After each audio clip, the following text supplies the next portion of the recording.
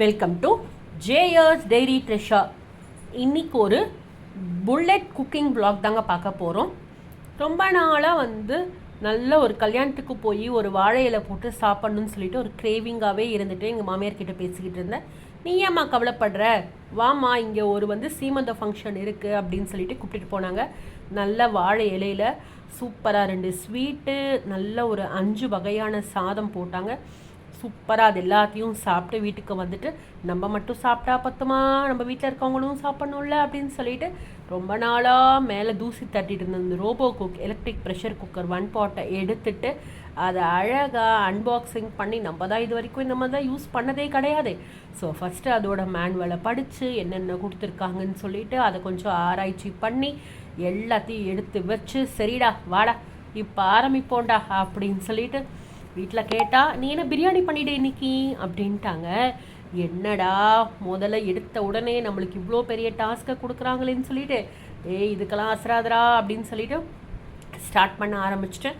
நல்லா கொஞ்சமாக நெய் விட்டுட்டு அது கடுகு போட்டுட்டு வெங்காயம், உருளைக்கிழங்கு, கட் பண்ணி வச்சுருக்கிற கேரட்டு, பட்டாணி, பீன்ஸு எல்லாத்தையும் போட்டு அது மேலே தக்காளி பழத்தை எடுத்து வச்சுருக்கோம். ஸோ வெங்காயத்தை ஃபஸ்ட்டு வதக்கிக்கலாம் அப்படின்னு சொல்லிட்டு சூப்பராக சாட்டே மோடுக்கெலாம் போகணுமாங்க. நமக்கு இது தெரியாதே. சாட்டே மோடுக்கு போய் அழகாக வெங்காயம், கேரட்டு, காய் எல்லா காயும் போட்டு அதுலேயே தக்காளி பழத்தையும் கொஞ்சம் நல்லா சாட்டே பண்ணிவிட்டு ஒரு கெட்டி தயிரையும் அதில் விட்டுட்டு நல்லா கைப்பிடி அளவுக்கு புதினாவையும் போட்டுட்டு கரம் மசாலா பொடி, பிரியாணி மசாலா பொடி என்னென்னத்தெல்லாம் போடணுமோ எல்லாத்தையும் போட்டு கரெக்டாக அந்த பிரியாணி மோடில் வச்சுட்டேன்.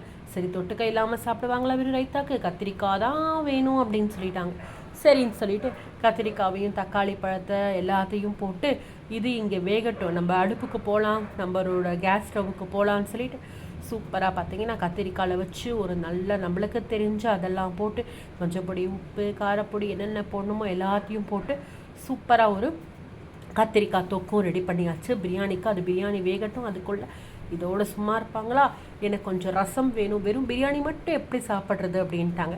சரி சரி இருங்க ஃபட்டாஃபட் ரசம் வைக்கிறேன்னு சொல்லிட்டு தக்காளி ஒரு மிக்ஸி ஜாரில் தக்காளி, தனியா, காஞ்ச மிளகா, மிளகு, பெப்பர் எல்லாத்தையும் போட்டு ஒரு ஓட்டி நல்லா நைஸாக இந்த பதத்துக்கு அரைச்சி நம்ம எந்த பாத்திரத்தில் வைக்க போகிறோமோ அதை இதில் போட்டுட்டு நல்லா தண்ணியை விட்டு உப்பு போட்டு மஞ்சள் பொடி போட்டு கொத்தமல்லி போட்டுட்டு நல்லா இதை கொதிக்க விட்டுட்டோம்.